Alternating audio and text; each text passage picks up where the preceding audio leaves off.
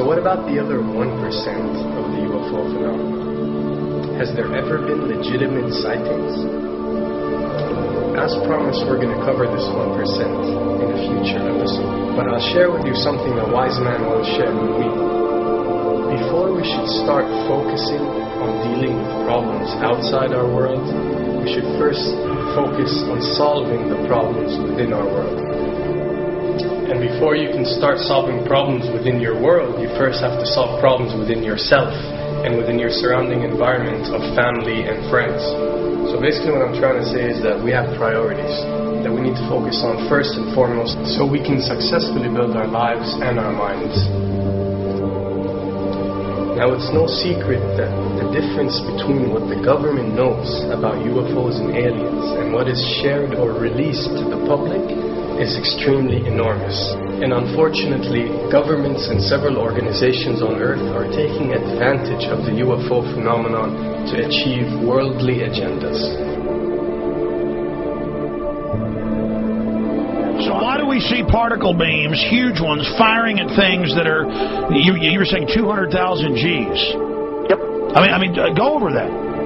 Well, because I think it's part of a test for if there are bad guys out there. Or maybe they're doing preparations for factions. We may be looking at more than one faction. Remember, these groups tend to fragment. They fractally fragment so that you have wars within wars within wars. You know, but why would NASA release that footage? Well, remember, you've got all the good guys in NASA, and then you've got a few who are not good guys. The good guys don't know that there's something to keep secret. They, remember, the lie's different at every level. They believe the lies they've been told.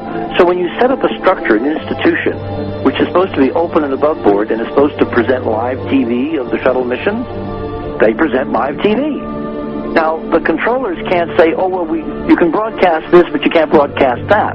Because the honest guys will then say, sure. Well, why can't we broadcast that? People always say if this was happening, it would come out, and it is coming out. Well, I mean, I agree with you. When you've got the Catholic Church saying we need to love the aliens, they're our brothers, when you've got every major denomination saying it, when you've got all the movies, and you've got, in the 80s, huge programs at the Olympics with aliens landing, fake aliens, and you've got huge things the size of 3 football fields floating over Dallas, and stuff all over the place.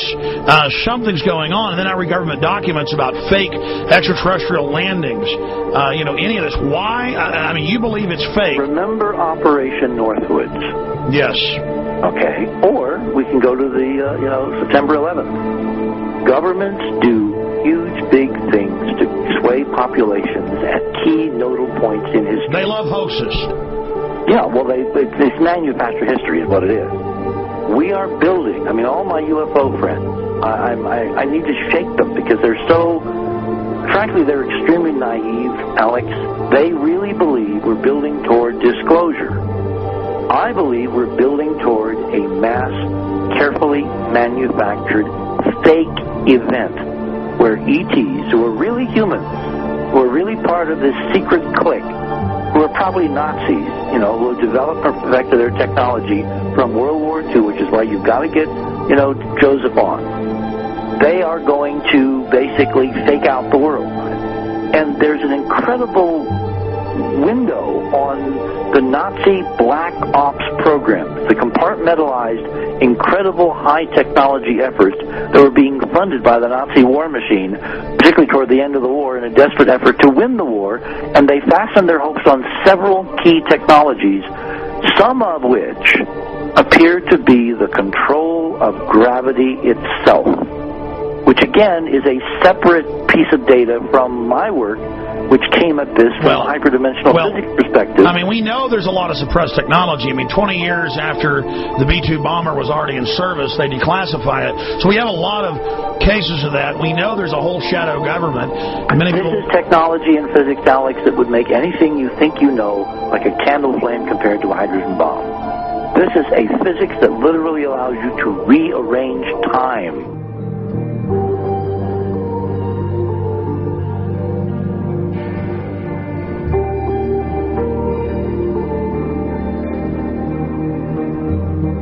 But I mean, imagine you've got all these compartments in these pyramids, pyramids within pyramids of compartmentalization. That's why that's the New World Order symbol. And we don't know what they've got because they are so secret. We know they lie so much. We just know it's advanced.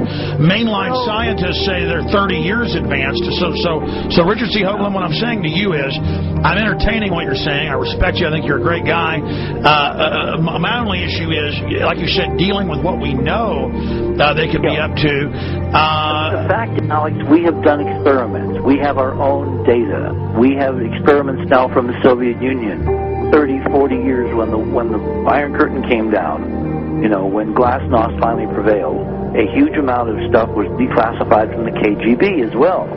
And we now have put this data together. We not only know what the physics is, we know what it can do, we know what it's based on, we know how to make it work. We've seen in our own experiments ample evidence. We've seen experiments across the American landscape and even in Europe that vindicate various parts of this.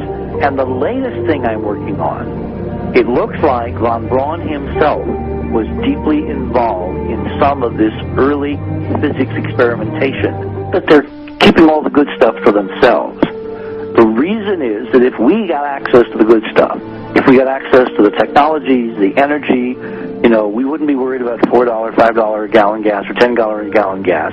We would live like people are supposed to live, all 6 billion of us who could live lightly on the earth, Alex, with this technology. And live longer. Absolutely, and better, and you could live to 200-300 and have the virility of your 20s and 30s. There's extraordinary medical breakthroughs, there's extraordinary physics breakthroughs, technology breakthroughs, energy. It's all been kept away. Think about it. We're already on a planet hurtling through space, all these wonders around you, and you've been taught it's bizarre to question, and that's because there's so many kooks in the alternative movement who do talk about ridiculous, Hollywood-style green men, instead of really looking at the shadow government and all these crazy secret societies that are admittedly running NASA and the shadow government. Now, ladies and gentlemen, during this talk that I'm going to give you, I'm going to explain to you the history of this phenomenon, who the secret government really is, and I will name them by name, beginning group, the study group. I will tell you who they are today.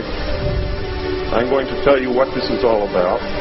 I'm going to tell you who's selling drugs to your children, and I'm going to tell you why the United States government is afraid for you to find out what the truth is regarding UFOs.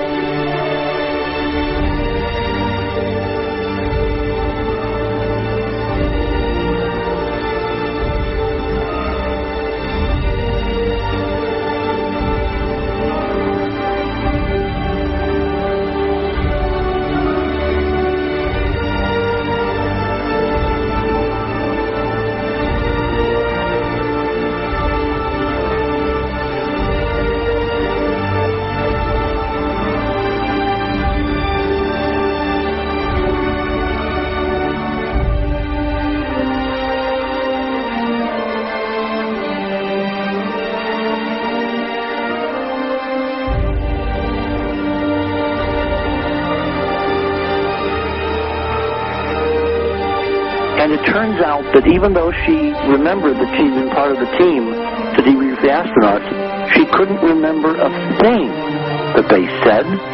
She couldn't remember why she no longer was working with NASA. She couldn't remember. In other words, her memory lapses were enormous, and I don't think they were feigned, because we now found the same pattern in all the flight crews. Because the awful truth, Alex, is they have been brainwashed. They have been mind controlled. They have had a technology, a very sophisticated technology, which took away the real missions that they experienced.